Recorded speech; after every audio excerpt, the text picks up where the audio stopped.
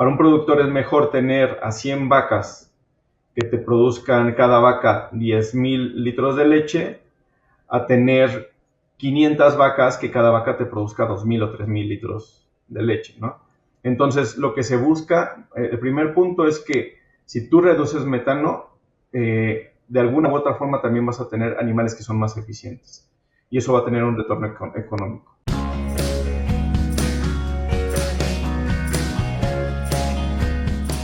Hola, ¿qué tal? ¿Cómo están? Bienvenidos a un nuevo capítulo de Dearicast.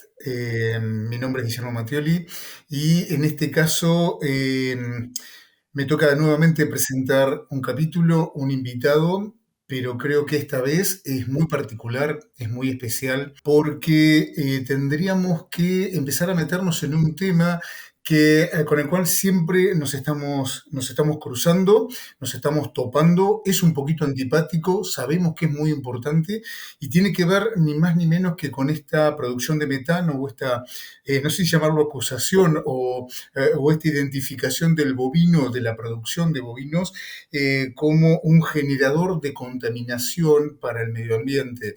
Y eso, por supuesto, es una indicación que genera angustia, que va en sentido contrario a la intención que tenemos todos en los sistemas productivos de generar alimento para la humanidad, ¿no? Para la población.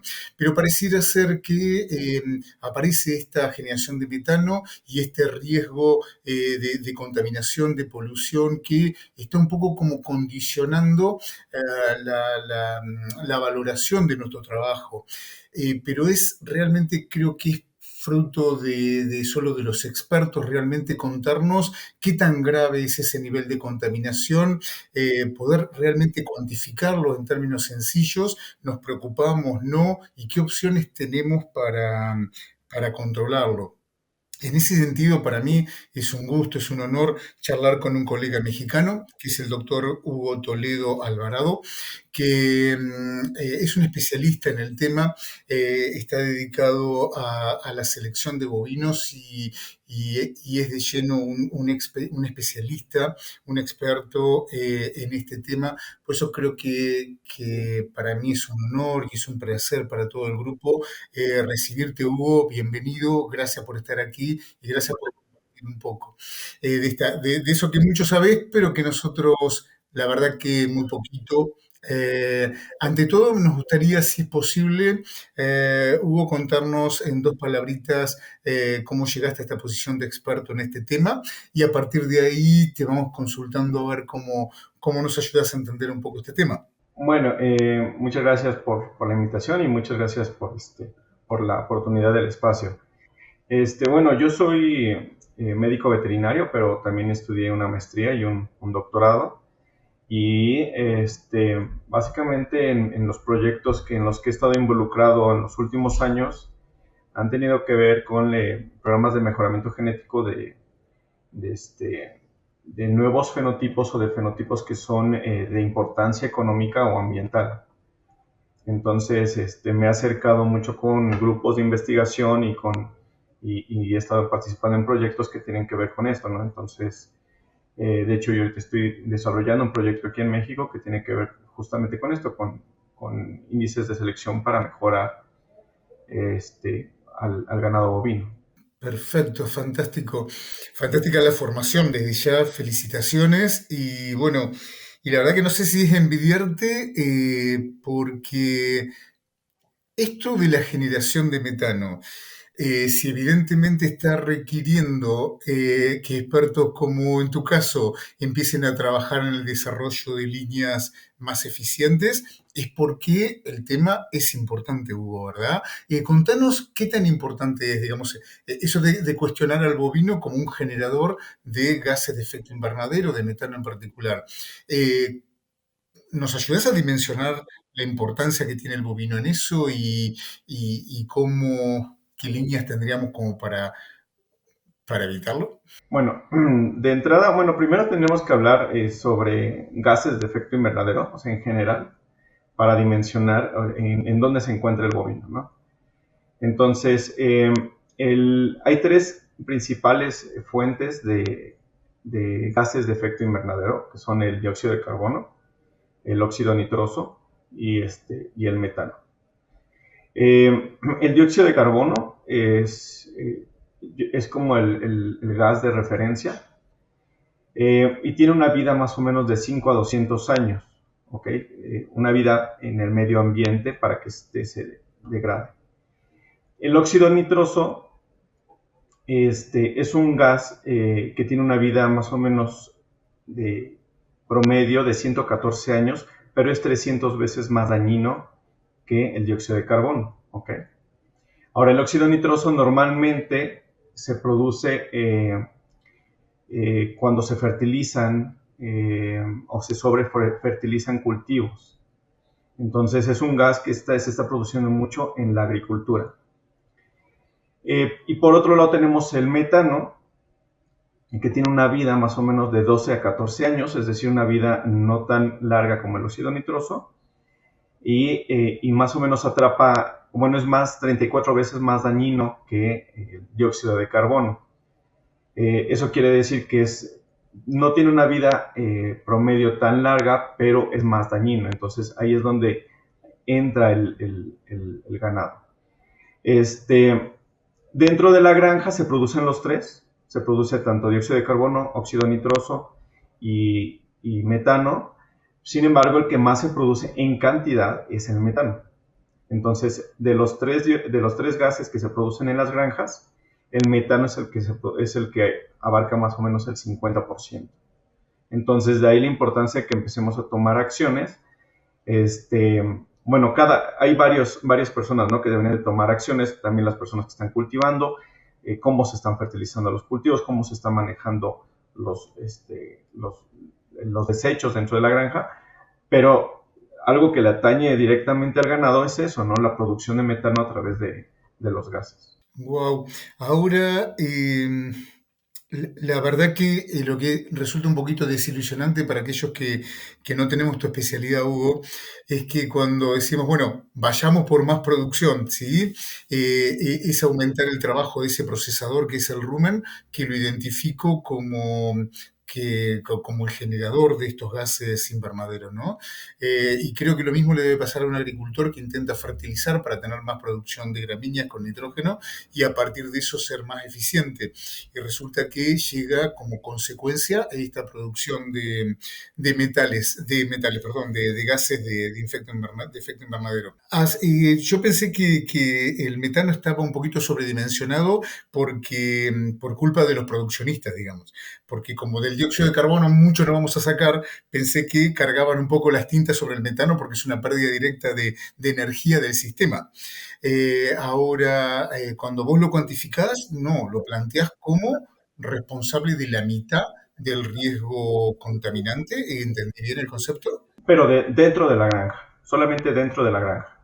Porque si ponemos en contexto, por ejemplo, los gases de efecto invernadero en total, o sea, de todo lo que se produce a nivel mundial, vamos a ver que, por ejemplo, del total de gases de efecto invernadero,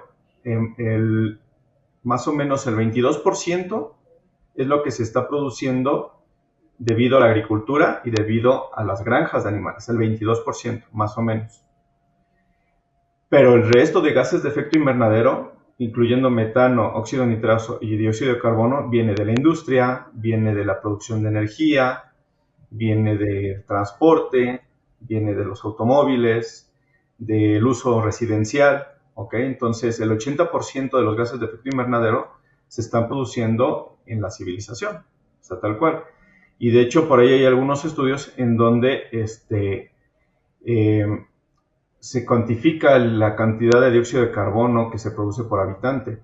Y, por ejemplo, en los países menos desarrollados, vamos a tener más o menos una tonelada de dióxido de carbono por habitante por año. Y en los países desarrollados, esto se eleva hasta 5 toneladas. De 5 toneladas por habitante por año. Entonces, aquí el tema es que los gases de efecto invernadero vienen de muchas partes, o sea, y se debería de tomar acciones en cada una de ellas, ¿no? En nuestro caso, pues es una de esas fracciones, una de esas rebanadas, y por eso también no debemos de lavarnos las manos, ¿no? Decir, bueno, yo sé que un 22% viene de la agricultura y de la ganadería, entonces, ¿qué podemos hacer para trabajar en eso, ¿no? Perfecto. Sobre todo porque si la intención de la humanidad es tratar de estar cada vez un poco mejor, es bastante evidente que para eso se necesita más alimento y vamos a estar y más bienestar, ¿verdad? Entonces, van a ser todas fuentes que van a estar aumentando el riesgo de una mayor producción. Eh, Fantástico, Hugo. Y contanos digamos, con tu expertise, qué alternativas pensás que se están barajando y qué expectativas tenés con respecto a la posibilidad de, al menos en lo que nos toca a nuestro sector, cómo poder ayudar. Bueno, de las alternativas que se tienen para reducir el metano dentro de las granjas, una de las primeras alternativas es el mejoramiento genético. Entonces vamos a hablar un poquito más adelante sobre cuáles son las vías de mejoramiento genético que se pueden realizar en ganado para disminuir las emisiones de metano. Pero no son las únicas. Bueno, el mejoramiento genético más o menos puede disminuir de 15 a 20% las emisiones de metano. Tenemos otras vías que son, por ejemplo, la nutrición o los alimentos que se le da al ganado. Entonces, este es muy importante, dependiendo del tipo de alimentación que tenga el ganado, también va a ser el tipo de fermentación que va a realizar. Entonces, los nutriólogos aquí tienen también mucho que ver, mucho trabajo para participar. La nutrición más o menos se calcula que puede llegar a ayudar hasta en un 15% máximo. Luego tenemos los modificadores del rumen, dado que el metano se está produciendo básicamente por las bacterias que están fermentando los alimentos dentro del rumen. Existen modificadores del rumen, químicos o incluso de microbiota para poder disminuir estas emisiones. Y bueno, y esto, los modificadores del rumen más o menos se calcula que un 5% lo pueden disminuir. Y por último, bueno, ya serían todas las técnicas de manejo tanto del ganado como del estiércol, como de los automóviles, como de toda la granja en general, porque incluso el estiércol que se está fermentando también va a producir gases, ¿no? Entonces, esto puede llegar incluso también hasta disminuir un 20%. Entonces, lo ideal en una granja es que si se va a reducir, si se quiere tener un mayor impacto para reducir las emisiones de metano, pues se tendrían que combinar diferentes vías, ¿no? No podemos nada más decir vamos a hacer una, sino tendremos que mejorar al ganado genéticamente, tener un nutriólogo, mejorar las formas de cómo manejo los desechos en la granja, etcétera, etcétera, ¿no? Entonces, todo esto combinado podríamos llegar hasta disminuir hasta más de un 30% las emisiones de metano. Perfecto. En el caso tuyo en particular, te tocó especializarte en la primera, en el mejoramiento genético. Sí, sí, sí, sí. Contanos sobre eso, a ver, que no sabemos nada. Bueno, hay varias formas de precisamente de poder hacer selección genética. Aquí creo que el punto más difícil para poder implementar programas de mejoramiento genético para el metano es la parte de la fenotipificación. Entonces, es decir, cómo se obtiene o cómo se mide el metano en los animales. Porque si nosotros no podemos medir el metano, entonces no podemos seleccionar a los animales. Y de hecho ahorita, bueno, a nivel mundial, ahorita la genómica es lo que todos quieren hacer, lo que está en boca de todos, pero por ahí algún profesor muy famoso llegaba a decir, en el mundo de la genómica los fenotipos son el rey. Y sí es cierto, porque tú puedes genotipar a los animales y tú puedes tener los genotipos, pero si no mides los fenotipos no puedes seleccionar a los animales. Entonces el primer paso es, para implementar el programa, es cómo tengo una población de referencia, un grupo de animales a los cuales yo les pueda medir el metano, y ya con esa población de referencia, entonces yo puedo pasar al siguiente paso, que es la predicción genómica para seleccionar a los animales que puedan tener una menor emisión de metano. Entonces, hay varias formas de fenotipificar a los animales. El gold estándar es la cámara respiratoria. La cámara respiratoria básicamente es un cuartito en donde se mete un animal y se va a estar midiendo, se cierra, está encerrado el animal y hay unos sensores que miden la cantidad de gases que está emitiendo el animal, ya sea por eructos o de otra vía, ¿no? Entonces, aquí el problema que tiene la cámara respiratoria es que solamente se puede hacer de forma experimental, entonces se puede hacer con muy poquitos animales. Es costoso y pues no puedes estar midiendo a muchos animales en un año. O sea, más o menos hay algunos estudios que dicen que puedes estar midiendo alrededor de 50 o 100 animales al año, no más. Porque los animales necesitan un proceso de adiestramiento, de que se adapten a estar dentro de la cámara, de que estén tranquilos, de que puedan comer bien ahí. Entonces, la cámara respiratoria es el gold estándar para la medición de metano, pero solamente se puede hacer a nivel experimental. Ya a nivel de granja hay otras formas de medirlo que podríamos utilizar. Una son los conocidos sniffers. Los sniffers son unos aparatitos que se colocan en la ordeña. Entonces, cuando el animal se va a ordeñar, o se pueden colocar también en comederos, entonces cuando este animal se va a ordeñar o está en el comedero, este, es un sensor que está midiendo los gases que están enfrente del animal. Aquí la desventaja que tiene el sniffer es que no es tan exacto y que también puede ser afectado por condiciones medioambientales. Si está corriendo mucho el aire, puede darte una medición incorrecta. Sin embargo, pues sí tiene una gran correlación con la predicción real o la del estándar, que sería la cámara respiratoria. Luego está otras técnicas como la técnica del hexafluoruro de azufre, que son unas cápsulas que se le da de comer al animal y que van captando la cantidad de metano, después se le tienen que retirar esas cápsulas y se mide por gas cromatografía cuánto metano produjo cada animal, pero igual esta técnica solamente se puede realizar de forma experimental, no lo puedes hacer con ganado comercial. Y ya han salido algunos otros, por ejemplo, como una empresa que sacó una técnica que se llama, bueno, unos aparatos que se llaman Greenfeed y que básicamente son comederos móviles que tú puedes poner al ganado y cada vez que se mete el animal a comer, tú puedes estar midiendo ahí la cantidad de metano que está produciendo. Entonces, ese sería el primer paso, ¿no? Entonces, tener esa población de referencia y ya con esa población de referencia, entonces te puedes meter a la parte de cómo, bueno, y tener esos fenotipos, y ya con eso te puedes meter a la parte de cómo hacer la predicción en el resto de la población, ¿no? Si yo tengo 10,000 animales, pues necesito tener al menos 1,000 animales con genotipos y con su fenotipo de metano para poder predecir cuál será el metano en el resto de los animales en mi población. Wow, suena como un trabajo no solo difícil, sino arduo. ¿Y eso está iniciando, Hugo, o es algo que ya lleva un tiempo? Bueno, y en Europa hay varios proyectos que se han estado desarrollando precisamente para poder medir el metano. Estados Unidos también ya tiene algunos programas ya desarrollados para metano y también Canadá. En Australia también están algunos programas en donde se están midiendo sobre todo. Ahorita que creo que a nivel mundial está la parte de la medición y obtener poblaciones de referencia para poder hacer las predicciones. Claro, pero no todavía evaluando qué tan eficiente es el sistema. En algunos casos sí, en algunos casos, por ejemplo, Canadá ellos ya han implementado incluso una evaluación genética para metano.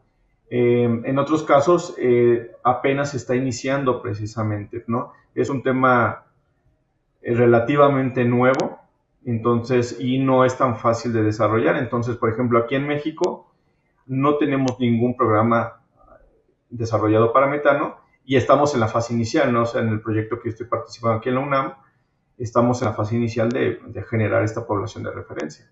Fantástico. Perdón, me surge una pregunta, no sé si sea acertada o no, pero ¿cuál es el estímulo para el productor? Porque, digamos, yo entiendo, por supuesto, el espíritu, digamos, académico de estos estudios, ¿no? Que son esenciales. Pero por el otro lado pienso en el productor y digo, ¿cómo se va a lograr unir eso? Porque si todo esto no va de la mano, como fue siempre la genética de una mayor producción, o de algún modo algo que genere un retorno para el productor, ¿de qué modo todo esto se va a volcar en un sistema productivo y se espera que sea aceptado por el productor? Bueno, yo creo que hay dos puntos importantes ahí. Uno es que una de las principales vías para tener animales que produzcan menos metano es hacerlos más eficientes. Entonces, si yo tengo animales que son más eficientes, es decir, que producen leche con la menor cantidad de alimento posible y con el menor tamaño posible, eso es más rentable para el productor. Es decir, para un productor es mejor tener a 100 vacas que te produzcan cada vaca 10,000 litros de leche a tener 500 vacas que cada vaca te produzca 2,000 o 3,000 litros de leche, ¿no? Entonces, lo que se busca, el primer punto es que si tú reduces metano, de alguna u otra forma también vas a tener animales que son más eficientes. Y eso va a tener un retorno económico.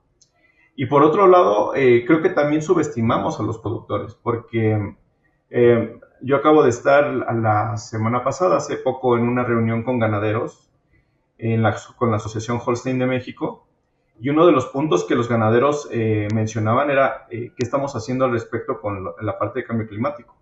Y ellos estaban diciendo, bueno, es que a mí me gustaría tener a mis animales en donde yo los pudiera vender con un sellito de mi animal es amigable con el medio ambiente, o sea, le daría un valor agregado a sus animales, decir que sus animales no, tienen un impacto menor con el medio ambiente.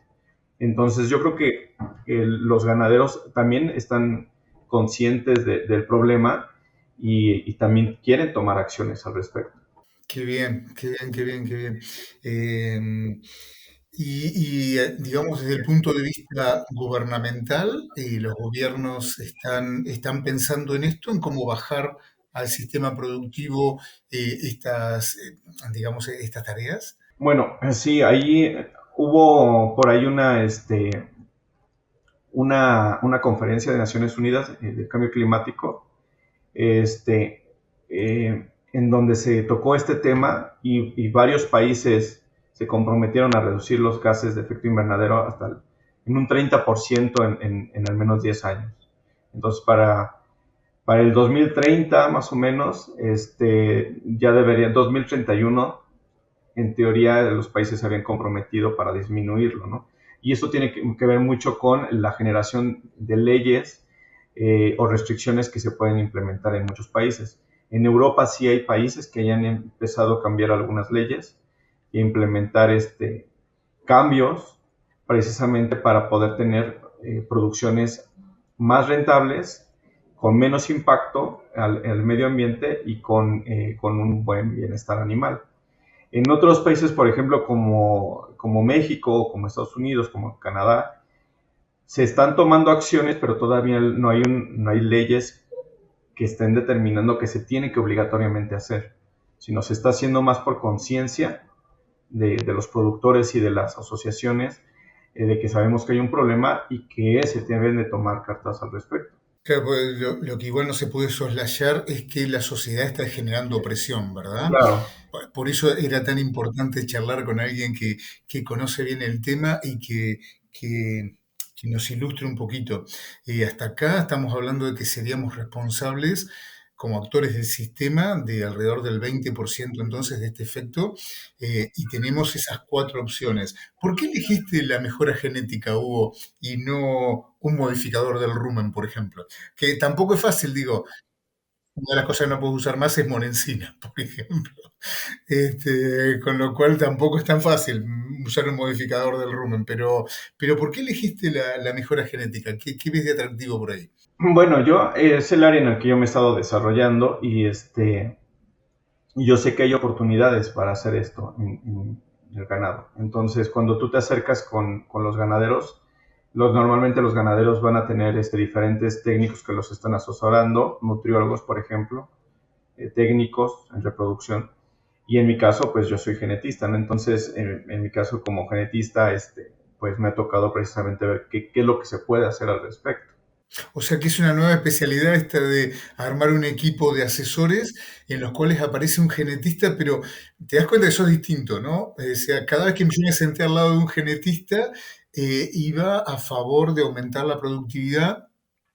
Incluso el asesor que más sufría ahí normalmente es el sanitarista, ¿viste? Porque cuando aumentás la producción es como una manta corta, la sanidad queda más expuesta, pero siempre en el sentido de una mayor producción. En cambio, tu visión es, si bien es evolutiva, también entiendo que es nueva, muy nueva para los grupos. En ese sentido, ¿te sentís acompañado, digamos, te sentís cómodo formando parte de esos nuevos grupos? Hijo, es un poco complicado, siempre va a ser complicado, nosotros sí, siempre cada experto en el área cree que es el que tiene la respuesta. Pero aquí el tema es que sí, o sea, se tienen que hacer grupos colaborativos y tiene que ser las granjas ya deben de tener un apoyo integral, o sea, no puedes trabajar sin el apoyo de otros expertos de otras áreas. Este, y creo que afortunadamente en estos temas, pues todos estamos en el mismo canal de que se tiene que hacer algo al respecto. Entonces, por ejemplo, aquí mismo en la facultad, yo sé que el grupo de nutrición también tienen un proyecto de metano y pues cada quien trata de hacer lo suyo, ¿no? Y tratar de colaborar, ¿no? Entonces, por ejemplo, si vamos a generar fenotipos, pues compartir esa información, ver tú cómo lo puedes atacar desde tu punto de vista, yo cómo lo puedo atacar desde este punto de vista, ¿no? Pero creo que aquí el punto es ese, no ser envidiosos y tratar de colaborar. Perfecto. Eh, a priori, cuando la miro de afuera, me da un poquito de miedo lo que tiene que ver con el manejo. Capaz que mi visión es demasiado práctica, Hugo, pero me refiero a que normalmente cuando alguien está tratando de imponer su modo de pensar o de algún modo de vender algo, decir, mira, yo voy con el mejoramiento genético, yo vengo con mejoras en la función ruminal, yo vengo con una mejor nutrición, y ahí me queda esa cuarta pata, decís, es poca, me parece, la gente que se define como un experto en mejorar el manejo o que está vendiendo un mejor manejo. ¿Me equivoco en eso o es así? Digamos, hay expertos qué interés lleva aquel que va a generar un cambio en el efecto de manejo? ¿Cómo ingresa al sistema? Bueno, sí hay personas y estudios que estudian el ciclo completo de un producto, ¿no? Entonces, eh, hay una forma de hacer ese estudio que se llama Life Cycle Assessment, que es, por ejemplo, decir, bueno, ¿cuánto me cuesta o cuánto voy a producir de un determinado gas desde que está, por ejemplo, la vaca viva hasta que llega a rastro o desde que la vaca está produciendo hasta que llega la leche al consumidor? Entonces sí se puede medir y hay personas que se dedican a estudiar esto. Sin embargo, hay algunos puntos muy específicos que el ganadero son los que debe de tomar en cuenta. Entonces, por ejemplo, de los puntos que tiene que tratar de mejorar, y no necesita para esto tal vez un experto, es cómo maneja sus residuos y cómo maneja los desechos, ¿no? Entonces, cómo maneja, por ejemplo, el estiércol. Entonces, si nada más como ganadero digo, bueno, es que para mí es un desecho, no me ocupo de él, entonces voy a tener un impacto mayor. Entonces, si yo quisiera reducir el impacto, entonces tengo que estar viendo en dónde estoy contaminando dentro de mi granja y cómo lo puedo mejorar. Entonces, incluso, por ejemplo, los vehículos que estoy utilizando dentro de mi granja, qué tanto están produciendo contaminantes. Estoy utilizando la fermentación del estiércol para producir gas, estoy utilizando ese gas o nada más lo estoy utilizando como abono. Entonces, hay algunos puntos que no necesariamente necesitan un experto, pero si así lo hicieran, sí hay gente que se dedica a esto. Claro.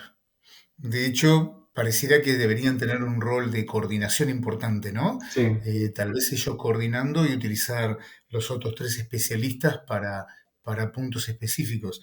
Este, bien, y dentro de lo que es la mejora genética, ¿qué te gustaría dejarnos como, digamos, como un mensaje de esperanzador? ¿Ves que la salida es cercana, que es viable, o es sencilla, o llevará un tiempo, o es la que primero puede hacer punta? ¿Cómo te sentís con tu especialidad, Hugo? Yo siento que es complicado, es subir una montaña complicada, o sea, difícil. Eh, porque montar un programa con este tipo de fenotipos que son muy complicados de medir cuesta mucho dinero, necesitas personas que sepan, necesitas que haya inversión por parte de los ganaderos, por parte de las universidades, de los institutos. Entonces es algo complicado y necesitas coordinar a mucha gente. Necesitas que tenga interés el gobierno, necesitas que tenga interés los ganaderos y necesitas que los investigadores o las personas que saben hacerlo se metan en el tema. Sin embargo, sí se puede hacer. Entonces, hay varios países y varios investigadores que ya están tocando el tema y que están tratando de tomar cartas en el asunto. Entonces, sí se puede hacer y es algo que yo siento que poco a poco varios diferentes países se van a ir incluyendo en este tipo de programas de mejoramiento genético enfocados a tener un menor impacto ambiental, ¿no? Entonces, porque muchas asociaciones ya no están enfocando sus programas de mejoramiento genético a aumentar la producción. Aumentar la producción ya llevamos haciéndolo más de 50 años. Entonces, ya muchas asociaciones de ganaderos le enfocan también ya bienestar animal, impacto ambiental y otros factores que antes tal vez no se tomaban en cuenta, pero que ahorita son súper importantes. O sea que esa conciencia ecológica, digamos, va a generar un cambio de paradigma, de punto de vista bien distinto. Cuando en aquellos países donde la mejora genética va bien avanzada, ¿pensás que están llegando a ese impacto del 15 al 20%? ¿Ya lo pueden demostrar, lo pueden publicar, lo están llegando? No, ahorita todavía no creo que sea medible, porque realmente son muy nuevos estos proyectos. Por ejemplo, Estados Unidos, si no estoy mal, una inversión muy fuerte que ha tenido para este proyecto fue apenas el año pasado. Entonces, sí ya lleva algunos años haciéndose, pero realmente para que tú puedas evaluar el impacto que ha tenido, necesitamos esperar algunos años para poder ver qué tanto beneficio se obtuvo. Claro, y mientras tanto tratar de mejorar lo que serían como los mecanismos de medición, ¿verdad? Que lo planteaste como un talón de Aquiles ahí. Sí, sí, sí, sí, es un punto que yo creo que es el principal falla o la principal deficiencia que tendría casi cualquier país para poder implementar un programa. Hugo, como experto, digamos, en el área biológica, ¿sentís que el resto de los contaminadores del mundo, las otras grandes fuentes, también han aceptado el desafío y están haciendo un esfuerzo equivalente? Híjole, creo que ahí sí es un poco complicado. Yo siento la verdad que en este caso, por ejemplo, a la ganadería se le ha criticado muchísimo y se le ha puesto como el malo de la historia, ¿no? Entonces a la ganadería se le echó una muy mala publicidad.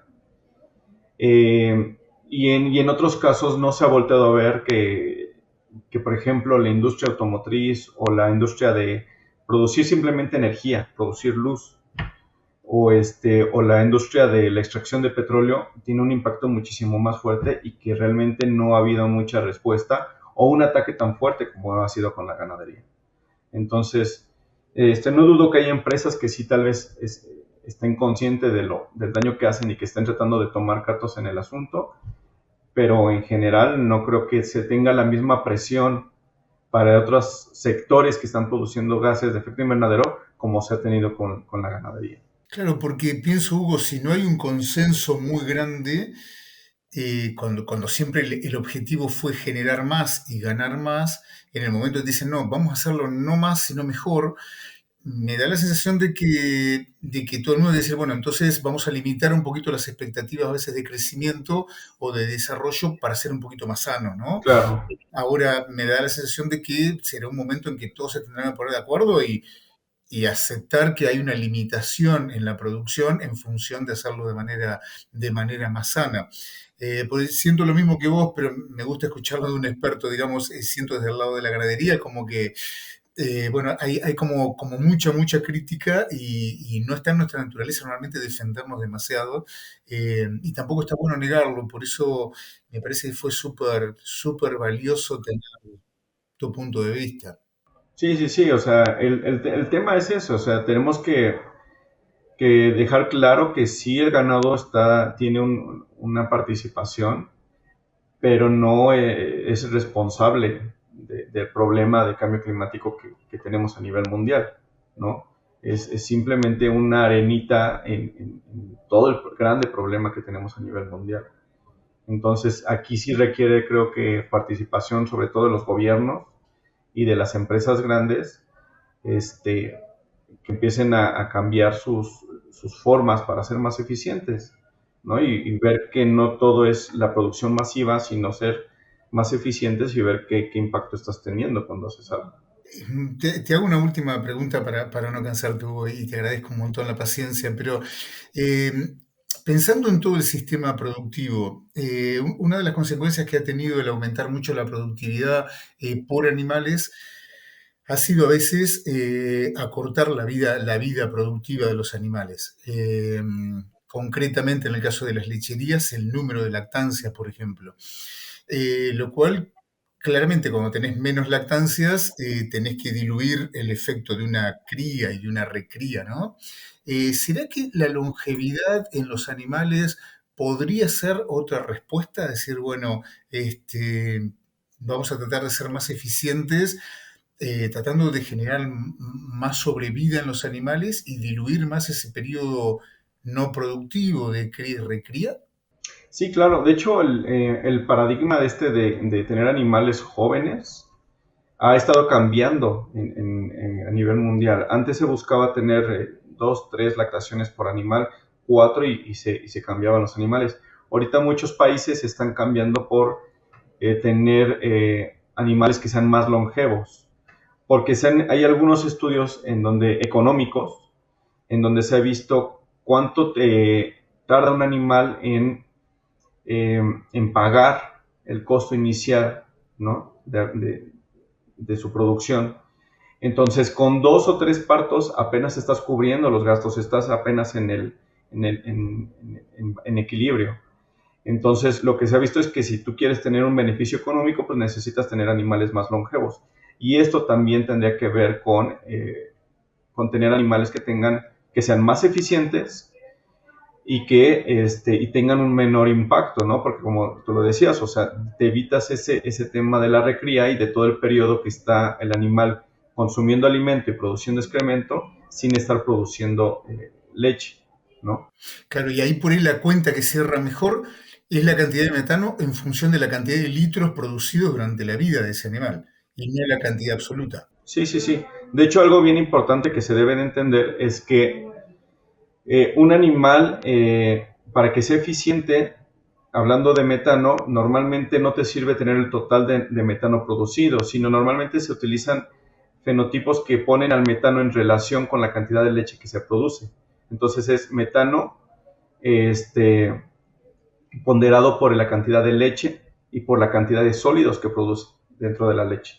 Entonces, un animal eficiente es un animal que produce poco metano, pero que produce mucha leche. Entonces, porque podríamos tener dos animales que producen la misma cantidad de metano, pero si uno produce muchísimo más leche, pues ese animal te conviene muchísimo más, ¿no? Porque es muchísimo más eficiente. Perfecto. Y Hugo, ¿cómo ves que puede evolucionar esta rama digamos que es tu rama dentro de la búsqueda de soluciones para mejorar el metano? ¿De aquí a cuánto tiempo crees que vamos a tener resultados, digamos, significativos? Porque que es difícil, es muy difícil. Supongo que Sí, sí, sí. Bueno, yo creo que se tienen que ir haciendo evaluaciones de cómo está la situación, dependiendo del país y dependiendo de la situación. Por ejemplo, en esta conferencia que tuvieron las Naciones Unidas, ellos hablaban del 2031 más o menos, de volver a evaluar cómo estaba la situación.